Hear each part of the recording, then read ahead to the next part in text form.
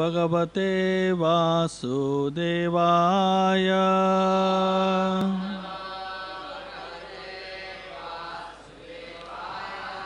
ॐ नमो भगवते वासुदेवाय।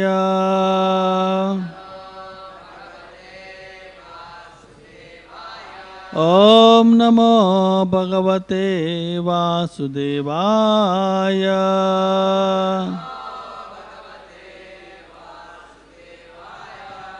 नारायणं नमस्कृत्य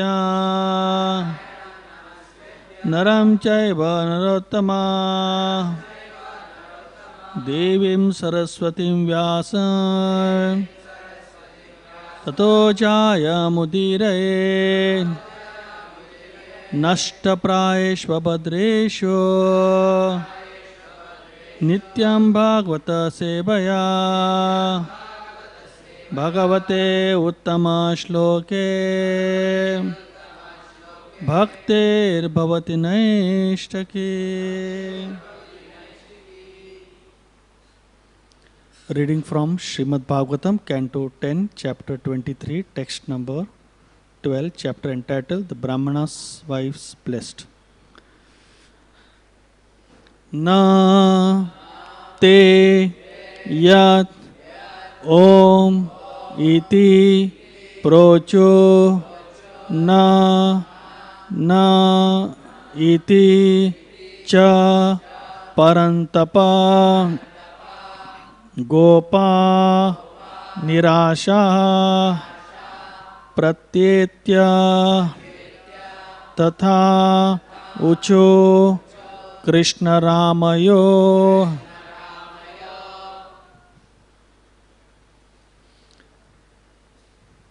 Na te yad om iti procho na neti cha parantapa gopa nirasha pratyetya tatocho krishna ramayo. Na te yad om iti procho na neti cha parantapa gopa nirasha pratyetya tatocho krishna ramayo. Na te yad om iti procho na neti cha parantapa gopa nirasha pratyetya tatocho krishna ramayo.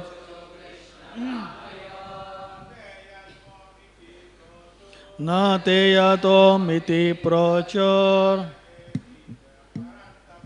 na neti cha parantapa gopa nirasha pratyetya tatocho krishna ramayo. Na te yad om iti procho na neti cha parantapa gopa nirasha pratyetya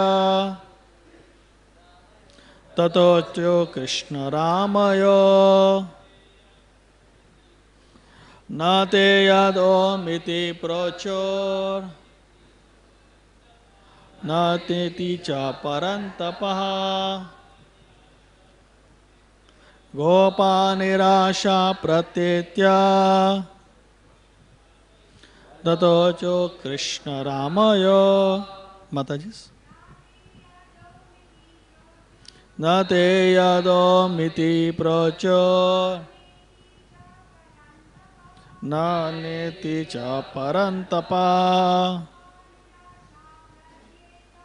gopa nirasha pratyetya tatocho krishna ramayo. Na not te de yat when. Om, so be it. Iti, thus. Procho, did speak. Na, not. Na, no. Iti, thus.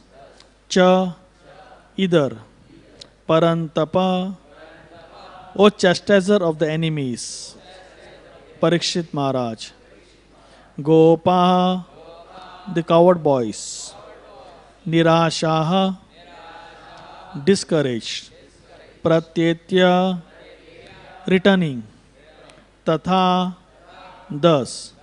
Ucho, described. Krishna Ramayo, to Lord Krishna and Lord Ram. Translation by disciples of His Divine Grace A.C. Bhaktivedanta Swami Prabhupada. Translation: when the Brahmanas failed to reply even with a simple yes or no, O chastiser of the enemy, Parikshit, the coward boys returned disappointed to Krishna and Ram and reported this to them. No purport. We go to text number 13. Tad upakarnya bhagavan prahasya jagadishvara vyajahara punargopan darshayan lokikim gatim. Translation: Supreme Personality of Godhead, the Lord of the universe, simply laughed. Then he again addressed the coward boys, showing them the way men act in this world. Purport: by laughing, Lord Krishna indicated to the coward boys that they need not be angry at the ritualistic Brahmanas, but should understand that one who begs will often be refused. Om Ajnana Timirandasya Jnananjana Shalakaya Chakshurunmilitam Yena Tasmai Shri Gurave Namaha. Shri Chaitanya Manobhishta Sthapitam Yena Bhutale Swayam Rupa Kadamayam Dadati Swapradantikam Vandeham Shri Guru Shri Yuta Padakamalam Shri Gurun Vaishnavamsha Shri Rupa Sagrajata Sahagana Raghunathanvitam Tam Sajivam Sadvaitam Savadutam Parijana Saitam Krishna Chaitanya Devam Shri Radha Krishna Padan Sahagana Lalita Shri Vishakhanvitamsha Nama Om Vishnu Padaya Krishna Prekshaya Mutale Srimate Bhakti Vedanta Swami Niti Namine Namaste Saraswati Deve Gauravani Pracharine Nirvishesha Shunyavad Paschatya Deshatarine.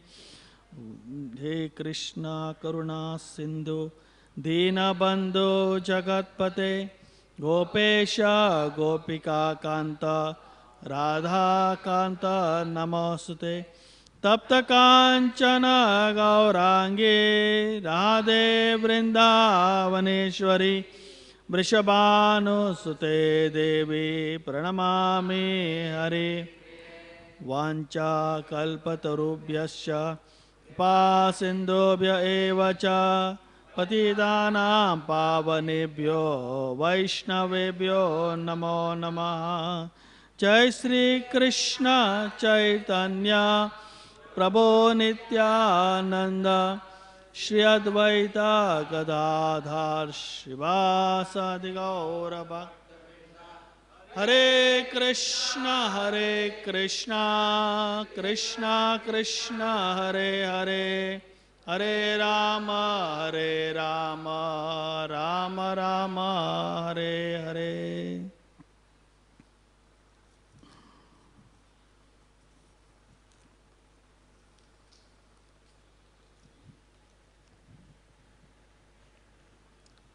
Hare Krishna.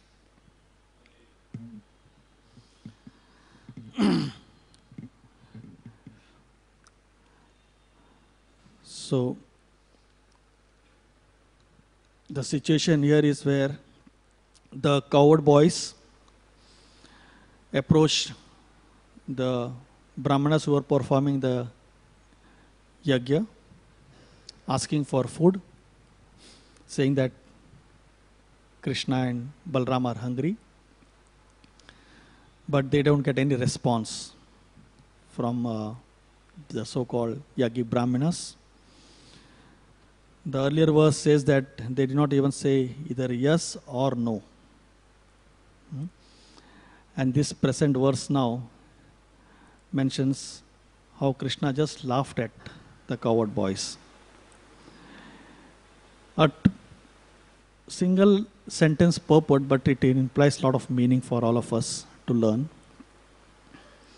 First of all, we understand the nature of this so-called Yagic Brahmins. The Yagic Brahmins are so much caught up with the ritualistic activities, they actually fail to recognize that, they could directly serve Krishna straight away. But they failed to recognize it because they were so much caught up in the rituals. Many times it may happen for most of us in this world that we may follow certain rules and regulations, and we may forget the goal of our life.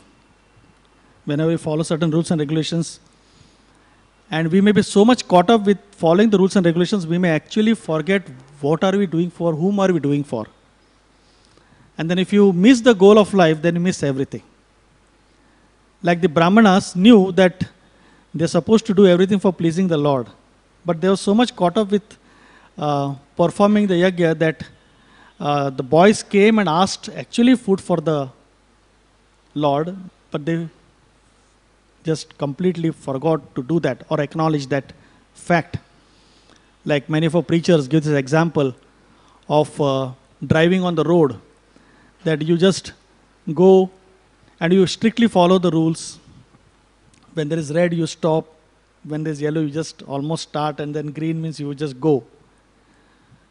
But then if you just follow the rule but do not know the goal, then what's the use of driving on the road? Like somebody may ask you, he says, where are you going? He says, I don't know where I'm going. But I'm strictly following the rules. When there's right, I go right. When it gives left, I go left. When there is a red signal, I just stop. But then that's not the way it is. Unless until somebody doesn't know what is the goal of life, all these rules are of no use. The rules are meant to reach to a particular goal in a proper way. But here, the Yajna Brahmins, we saw that they are following certain rules. They didn't want any disturbance from these boys. They thought that the boys are causing so much of disturbance. And they did not acknowledge the fact that they could have. In fact, that's an opportunity which the Brahmins got. It said that opportunity knocks at the doorstep only once. And if you lose that opportunity, then you will not get opportunity again. The Brahmanas, they had this opportunity to directly render personal service to Krishna, but they lost that opportunity to serve Krishna directly. They lost it. And after that, as we go ahead in this particular chapter, we see that they were repenting for not really doing that service. So we should understand that whenever there is an opportunity for us to serve the Lord and His devotees, we should actually grab that opportunity, because we may not know when that opportunity will come again. We should be eager for service. We should always be eager to grab anything that comes to us. If you are asked to do a particular service, you should be eager to accept that service, because you do not know that opportunity may not come again. Like for these Brahmanas, the opportunity never came again. So the Brahmanas were so much caught up in the rules that they forgot whom they are serving. Completely forgot. Like one example is there where Srila Prabhupada was traveling in a train, and the disciples were so much caught up with just offering it to his photograph. So Prabhupada sitting there, they just bought something, I don't know what, some samosa or something like that, and they sat and they're offering in front of. So Prabhupada said, I'm sitting here, you offer to me, I'm here. Because you're so much caught up here to or do a particular act, we forget that for whom you are doing. So Prabhupada said, I'm here, please offer it to me. Another example is given where the lady is so much engrossed in serving her husband when the husband is away from the house, worshipping the husband's photograph, performing dhupa, arti, everything, whatever. And the husband is coming after a long number of days, and then he's knocking on the door, and he says, wait, I'm coming. He says, who is there? He says, I'm a husband waiting outside. He says, but I'm here, but wait, I have to finish my worship.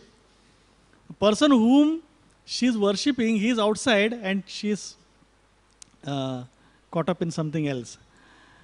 Now, this may appear very funny, but it may happen to every one of us, that we may sometimes be so much caught up in performing a particular act, and when you do it on a regular basis, every day, it becomes like a ritual. It happens sometimes for us in chanting. You get up in the morning, it's natural that somebody goes for a bath, and after bath, he comes, maybe attends Mangalarati and sits for chanting. So it becomes a routine. But when it becomes a routine, then you don't know for whom you're doing, what is your consciousness of what you're doing? Why are we doing it?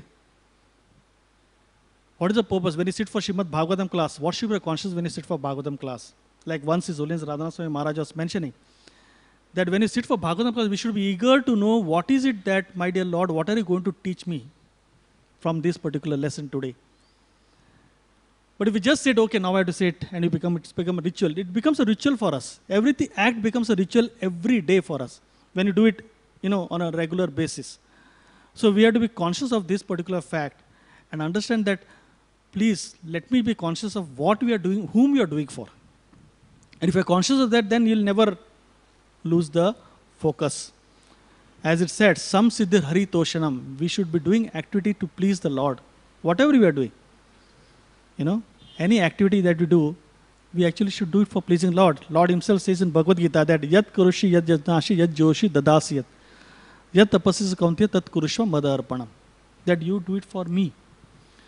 So the Yagin Brahmins, they miss this particular point of whom they are doing that particular service or particular act of doing the Yagya. The earlier verse mentions this. That when the Brahmanas failed to reply even with a simple yes or no, the coward boys returned disappointed to Krishna and reported this to both Krishna and Balram. And here the purport mentions that Krishna just laughed at it. He did not take this very seriously. Now this is another point to understand from this particular episode and this particular point. That how Krishna took it. Krishna did not take so seriously when the coward boys came with this reply. They came and told Krishna that they did not say either yes, they did not say no also. If you say yes or no, at least you get some answer. You at least are sure whether they are interested to give or they are not. But if we ignore, that means it's something worse. So they were so disappointed. But Krishna, how did he react? Krishna just, smiled. Krishna just smiled. Krishna did not, judge, or probably Krishna did not some other brand those Brahmanas as some who were very stingy or miser or, they don't know how to do whatever. Vishwanath Chakravarti Thakur mentions that, he considers those Brahmanas to be ignorant. They're ignorant of what they are doing, how they can respond then. So Krishna actually, if you see, his dealings with all of us is like that. He just does not take things seriously by our external actions. He just gives us a chance sometimes to maybe change or probably mend our habits or attitude. But externally, if you see, Krishna doesn't take or judge anyone. He always, if you say in a modern day world, positive thinking. He doesn't think negatively. He thinks always positive in every aspect. Huh? In anything, wherever we see, like, any of his episodes we see in Leela, Krishna doesn't, come to a particular conclusion. He always, he understands, okay, probably Vishnu Chakra Thakur mentions that probably they might have said yes. They did not say yes, because how can they say yes? Because the, yajna is not yet over. How can they give the remnants of the yajna to them? And they did not say no also, because they did not want to reject the proposal of not giving them. So they did not say yes and they did not say no, because they were in this situation. They were just in the middle of the yajna, not finished the yajna, so they could not say yes that they will give. And they could not say no also, because they didn't want to give all. It's not that they didn't want to give. They would have given if the yajna was over, probably. So the benefit of doubt was given to them by the Lord. So that's why when the boys came in a complaining attitude, Krishna just fizzled out that whole thing. He didn't put fuel into the fire and say that, yes, you are right. And we should try to see, we should teach them a lesson. He didn't say like that, he just smiled it off. So this is how an expert manager can be, Like sometimes a person can come in a very, very furious mood and very disappointing. It's a duty of a leader or manager just see that things are being done or maybe managed in a very amicable way. So Krishna just said smilingly, he said, he said, don't worry. He indicated to coward boys that they need not be angry at the ritualistic Brahmanas, because the ritualistic Brahmanas may not be aware about what they are doing. They could have given it to you if the yajna was over. We do not know. So Krishna did not. In fact, he engaged them in something else. He says, I will tell you what to do. First he mentioned to them, he said, "You understand that one who begs will often be refused." So that's another third principle that we can understand from here. This is a nature that whenever a beggar goes to beg, it's not that he will always get when he goes to beg. He can be refused. Like sometimes we may go for donation. Like Janmashtami is coming nearer, as Shridham Prabhu was mentioning some few days back, that this is a time we have to, this is a very good example for us, that they went to the Brahmanas were refused, and then they went to the wives gave. So it may happen that sometimes we may go to beg from someone and we may not get also. But on the order of Krishna, if you go to beg, we can be sure that we'll get definitely. That is for sure. But we'll not get the way we want.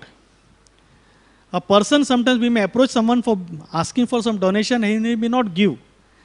And somebody else whom we may think that may not give, may give. We do not know. That's why Krishna consciousness is very adventurous. Like Shyam Sundar Prabhu in Vrindavan Yatra few years back, he was saying Krishna consciousness is very adventurous. Because you do not know how the things are going to happen. If everything is happening the way you want it, then it's not very exciting. But, if the things are happening the way you don't expect it to happen, then things are very exciting. So, similarly, when people go for book distribution, they distribute books. Sometimes they don't do anything. Sometimes they distribute in slots. Similarly, it happens when you go for donations also. But the principle is that we just go for donations on behalf of Krishna, for his pleasure. So when we do that, definitely Krishna knows. Krishna can inspire someone to give. So in fact, Srila Prabhupada said that it's a nature of all of us to beg actually in this world. Right from the childhood, we always go on begging. Right from the childhood. If you see the small child, he always begs for food. When he grows up, he begs for toys. When he grows up, he begs for certain desires which he wants to have very strongly. Like we know also Prabhupada also. He had one toy and he wanted another toy. So he was just on the road, throwing tantrums because he wanted a second toy. So nature is there. That he wants to ask for something. But when he grows up, as Srila Prabhupada says, then he will beg for job. We want some better job. We want this, we want that. We got a job and we get a better wife, good wife, sorry. Or maybe a better life, or better living conditions for us. Anything. We just go on begging, go on begging, go on begging. Whoever we can find our hand or lay our hands on, we just go to beg. If the demigods are ready to give us, then we'll go. We don't mind doing some tapasya to please them. But nature is always to beg. As Srila Prabhupada in 1960s, I was going through that folio, and in that it was mentioning, it's mentioned that how Srila Prabhupada, when he was preaching in 1916 Berkeley Temple, one person just got up, he said, Prabhupada, we want modern technology. So Prabhupada says, you are beggar, you are just going to beg. You are going to go on begging, go on begging, go on begging. But he says, I have come here to give you. He says, I am not begging. I have come here to give you. Whereas you people, you are always going to beg. Because that's the nature of each and every one of us. We only want to beg. But then as Srila Prabhupada mentions that when you beg, you go door to door to different companies for begging, okay, this is my certificate, I want a job. It's not that you are going to get a job. You're like a dog. You just go on. Prabhupada actually labels them as dog. He says, just a dog goes to everyone just trying to beg for food, he's rejected. Sometimes kicked away. So it's like this, that we just can't get everything that we want, but still we just go on begging.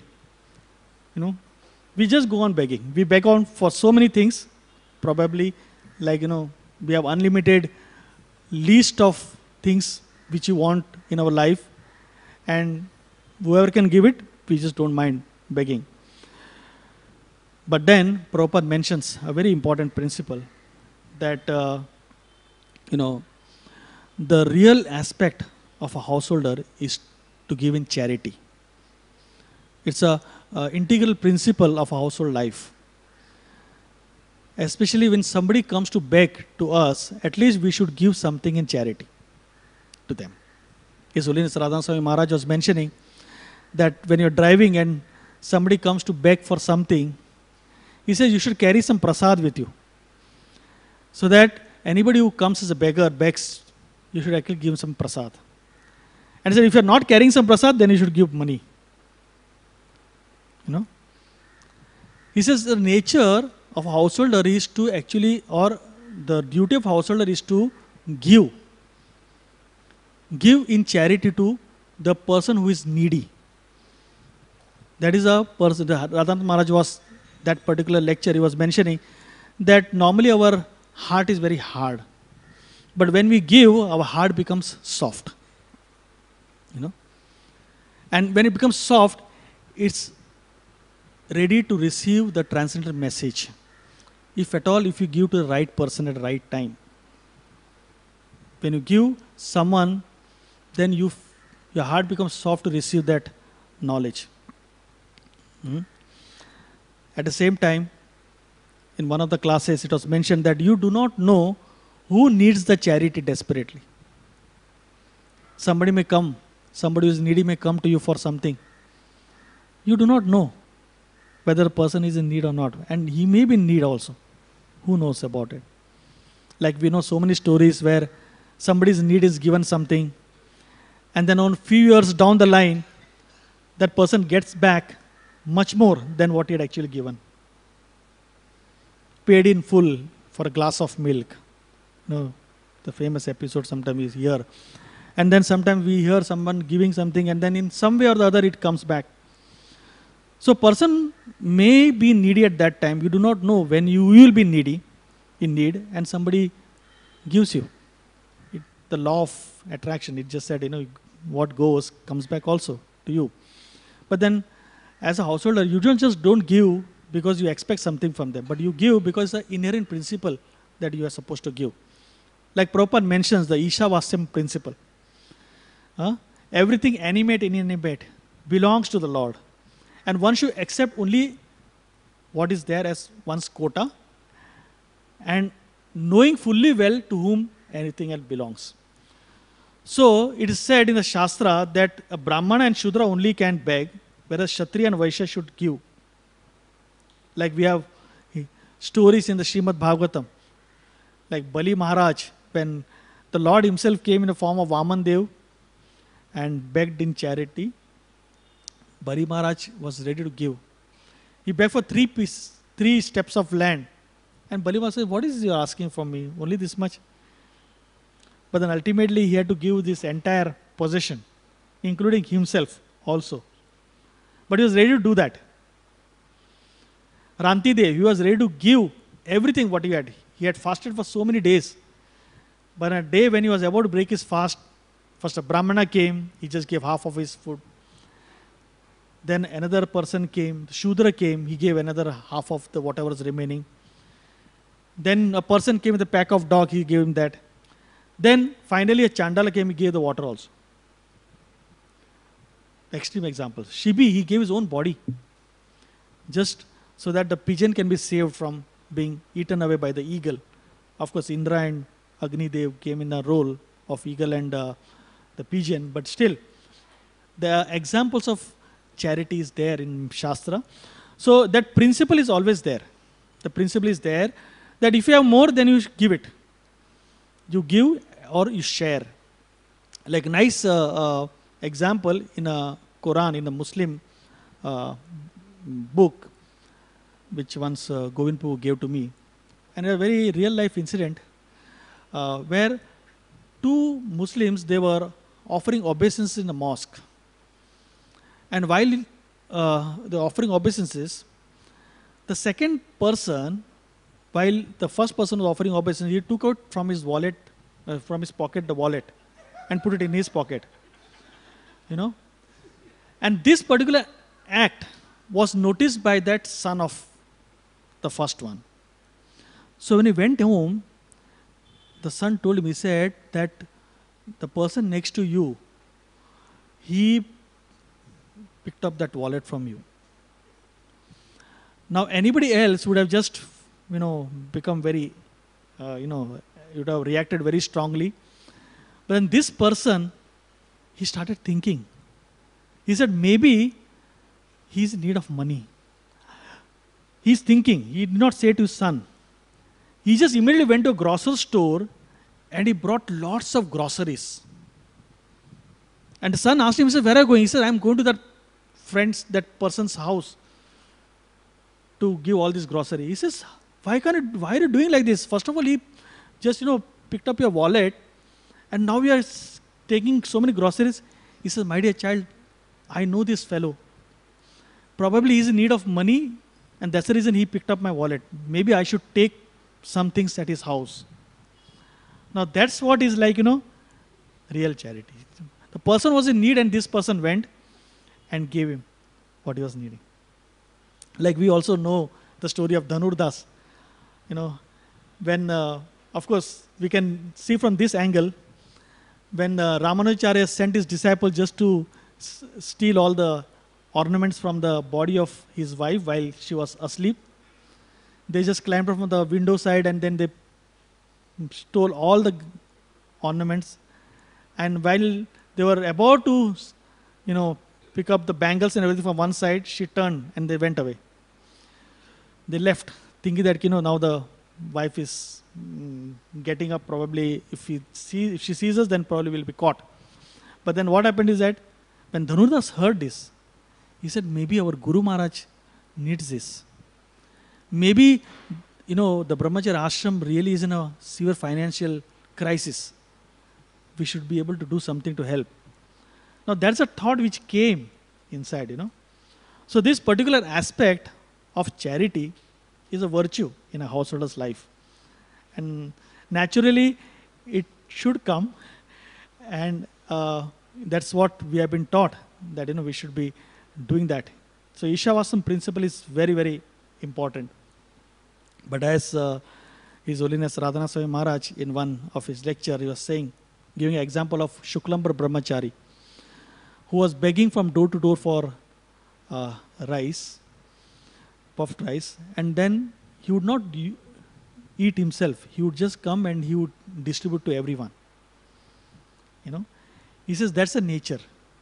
He says the devotee begs and distributes. He says our Krishna consciousness movement is for that. We just accept from someone, whoever can give, and then we distribute.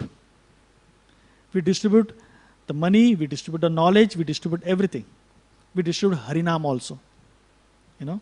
So Radhanath Swami Maharaj was mentioning in that class that Srila Prabhupada actually, in fact he said we are all like beggars only. We are all beggars. And Srila Prabhupada is actually begging. Very nice point. He said that Srila Prabhupada is begging from us a chance to serve him by giving Krishna Prem. He's actually begging from us a chance to serve him by giving Krishna Prem. And what is it that we can give to him? He said we can give to him, we can give our faith, our desire to serve, and our humble attitude to please him.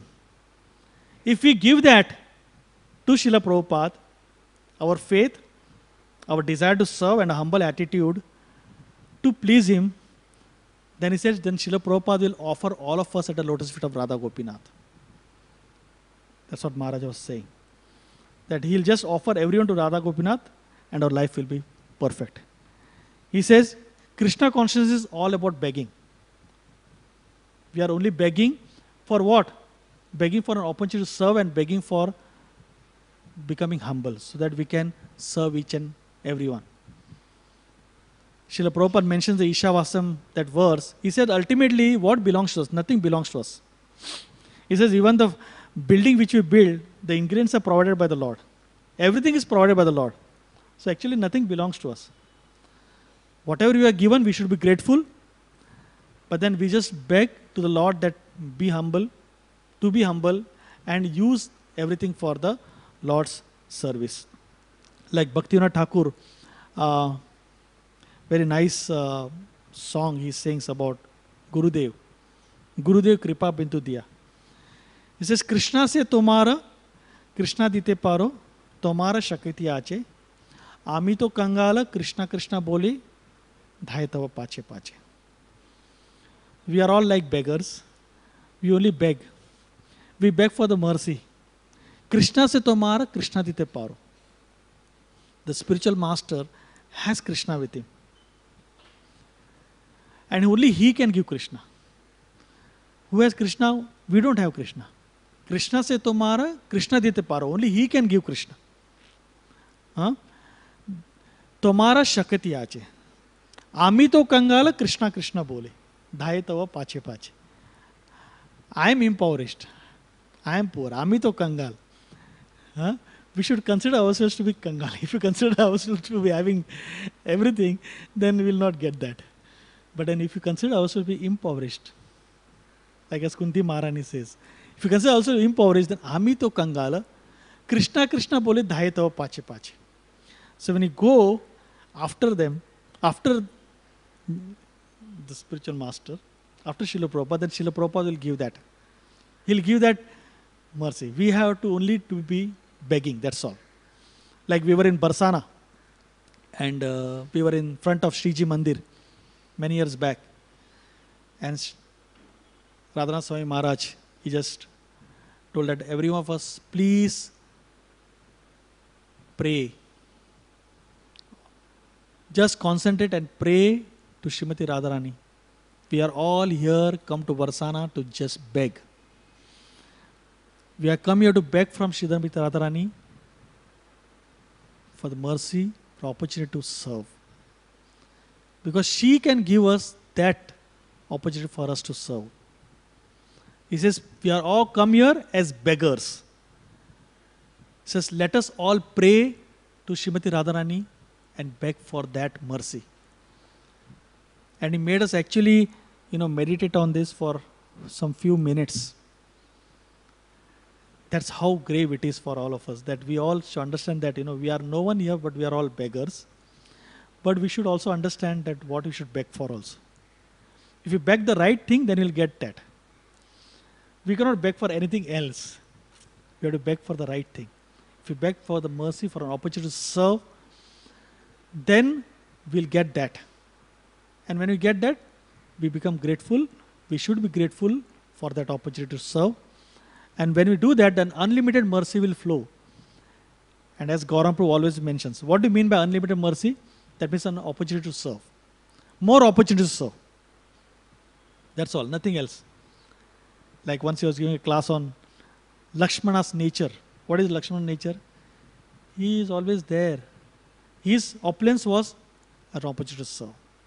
And that's what is all we are aspiring for, you know. Anything else in this world, probably we may not get it. We may not get it also.